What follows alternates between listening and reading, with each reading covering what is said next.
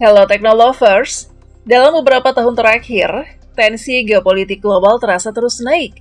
Konflik bersenjata di Eropa ditambah ketegangan yang belum juga mereda di Timur Tengah, membuat banyak pihak khawatir eskalasi bisa melebar dan menyeret lebih banyak negara. Di tengah situasi seperti ini, kekuatan pertahanan suatu negara kembali jadi sorotan, terutama jumlah pasukan militer aktif. Angka ini sering dipakai untuk membaca peta kekuatan dunia, sekaligus melihat seberapa siap sebuah negara menghadapi berbagai skenario ancaman. Sumber daya manusia dalam tubuh militer, mulai dari jajaran perwira tinggi sampai prajurit di lapangan, pada dasarnya adalah fondasi pertahanan nasional.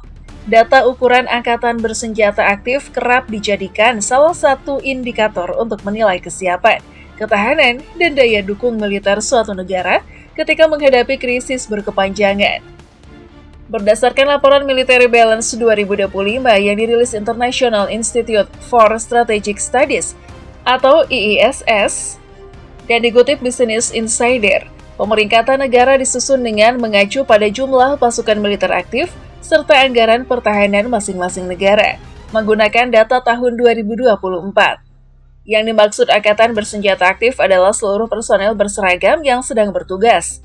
Ini mencakup prajurit Angkatan Darat, Laut, dan Udara, termasuk marinir, pasukan khusus, sampai penerbang militer yang berstatus aktif. Angkatan Darat pada banyak kasus sering menjadi tulang punggung operasi perebutan maupun pendudukan wilayah karena sangat bergantung pada kekuatan jumlah personel dan kemampuan mempertahankan kehadiran di darat. Namun, jumlah pasukan aktif jelas bukan satu-satunya ukuran untuk menilai kekuatan militer. Meski begitu, besarnya personel tetap menggambarkan potensi kekuatan laten yang bisa diperbesar lewat penerapan wajib militer atau mobilisasi pasukan cadangan ketika situasi menuntut. IISS sendiri membedakan kategori pasukan aktif, pasukan cadangan, dan paramiliter dalam analisisnya, supaya gambaran kekuatan personil tiap negara terlihat lebih utuh dan tidak tercampur. Pasukan cadangan memang bisa menjadi penguat besar saat keadaan darurat, tetapi kualitas dan kesiapan mereka sangat dipengaruhi oleh sistem yang berlaku. Apakah berbasis wajib militer atau sukarelawan? Seberapa rutin latihan digelar, dan seberapa cepat mereka bisa diaktifkan kembali? Chen Qian menyoroti bahwa di sejumlah negara, pasukan cadangan berisi personel yang sudah tidak menjalani pelatihan selama belasan, bahkan puluhan tahun.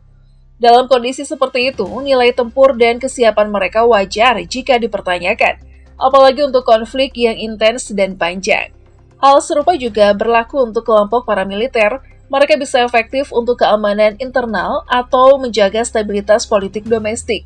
Tapi sebagai kekuatan tempur dalam konflik berskala besar, kontribusinya dinilai cenderung terbatas, baik dari sisi struktur, perlengkapan, maupun doktrin tempur. Di luar hitung-hitungan personel, kemampuan militer sebuah negara juga dibentuk oleh banyak faktor lain. Teknologi persenjataan, kecanggihan alutsista di angkatan udara dan laut, kemampuan amfibi untuk pendaratan pasukan, sistem komando dan kendali, hingga kepemilikan senjata nuklir, semuanya ikut menentukan kapabilitas militer secara menyeluruh. Secara umum, negara dengan anggaran pertahanan yang lebih besar cenderung punya militer yang lebih maju, baik dari sisi teknologi, logistik, maupun kesiapan operasi. Meski begitu, perbandingan kekuatan militer global tetap menarik karena memperlihatkan cara tiap negara memprioritaskan sektor pertahanannya, sesuai ancaman dan kepentingan strategi masing-masing. Daftar negara dengan pasukan militer aktif terbanyak di dunia. Berikut daftar negara dengan jumlah pasukan militer aktif terbesar di dunia berdasarkan laporan Military Balance 2025. 1. China. China berada di posisi teratas sebagai negara dengan pasukan militer aktif terbanyak di dunia. Jumlah personel aktifnya mencapai sekitar 2.035.000 orang. Bukan hanya unggul dari sisi kuantitas, China juga memiliki anggaran pertahanan terbesar kedua di dunia, yakni sekitar 235 miliar US dollar pada 2024. Dengan populasi sekitar 1,4 miliar jiwa, China punya basis sumber daya manusia yang sangat besar untuk menopang rekrutmen, rotasi personel, dan ketahanan jangka panjang militernya. 2. India. India menempati peringkat kedua dengan jumlah pasukan militer aktif sekitar 1.476.000 personel. Negara ini juga memiliki populasi lebih dari 1,4 miliar jiwa, bahkan disebut lebih dari 4 kali lipat populasi Amerika Serikat. Besarnya populasi inilah yang menjadi salah satu alasan utama kuatnya basis rekrutmen militer India. 3. Amerika Serikat. Amerika Serikat berada di posisi ketiga dengan jumlah personil militer aktif sekitar 1.316.000 orang. Walau jumlah pasukannya di bawah China dan India, AS adalah negara dengan anggaran pertahanan terbesar di dunia, mencapai sekitar 968 miliar US dollar. Anggaran ini menjadi penopang utama keunggulan teknologi, kualitas alutsista jaringan global, dan kesiapan tempur pasukan AS. 4. Korea Utara.